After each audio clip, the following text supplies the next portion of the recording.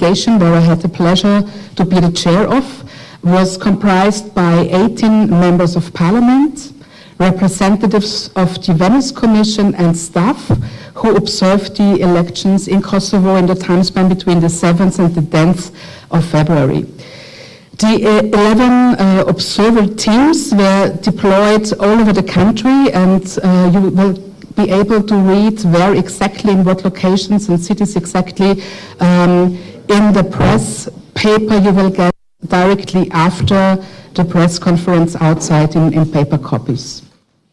These elections were conducted in accordance with the election law of 2023, which generally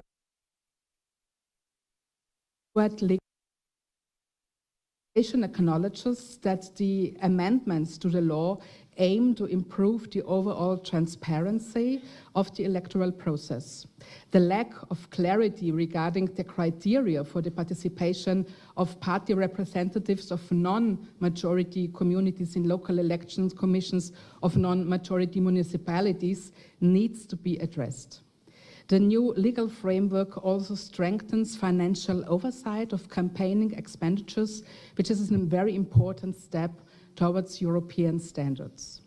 The law provides a gender quota on party lists. However, the representation of women remains low, and we will see if the preferential vote system for seats allocation will negatively or positively affect the number of women elected.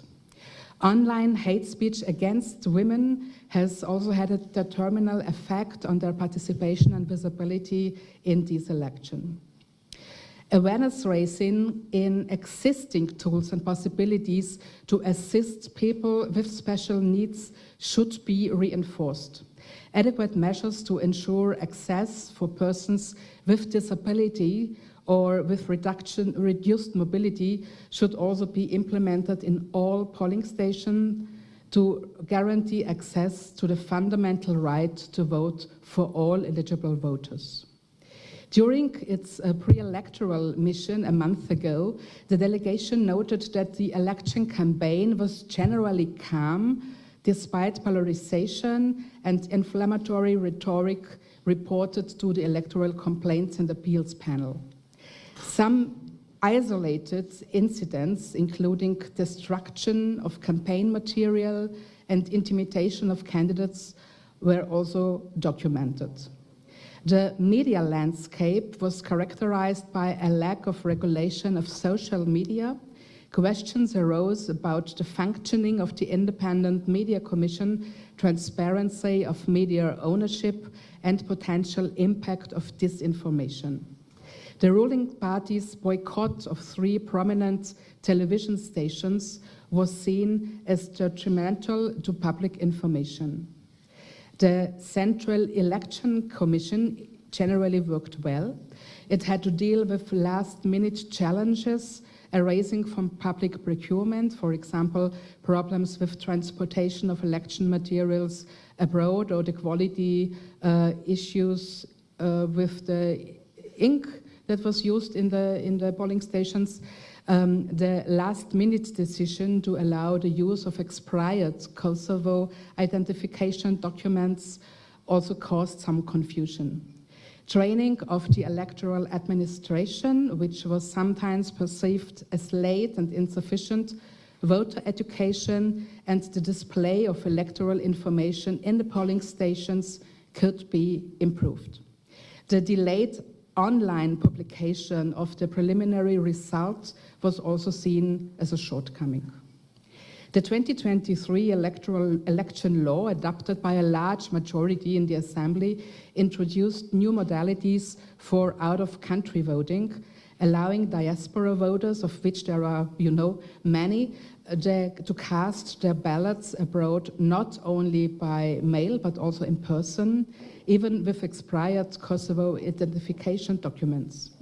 While the expansion of the opportunity for out-of-country voting is very welcome, the authorities must address the issue of the voters' lists, which must be accurate and reflect the reality both at home and abroad. Inaccuracies in the civil register led to outdated voters lists, which paves way for a lack of confidence and fear of possible manipulation. Mechanisms should therefore be put in place to ensure that the civil register and voters lists are continuously kept up to date and factually accurate.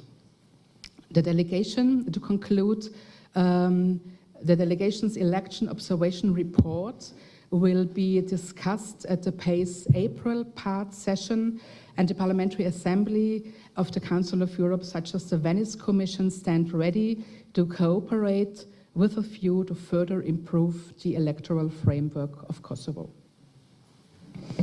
Thank you very much, Ms. Bayer. Now we would like to allocate about 7 to 10 minutes for any questions that any of you might have, so please feel free.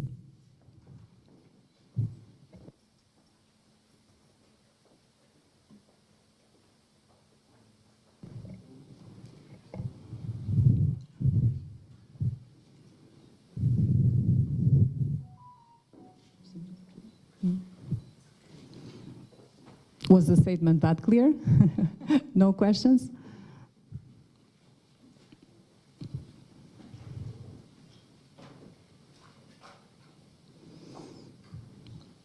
Okay, thank you very much.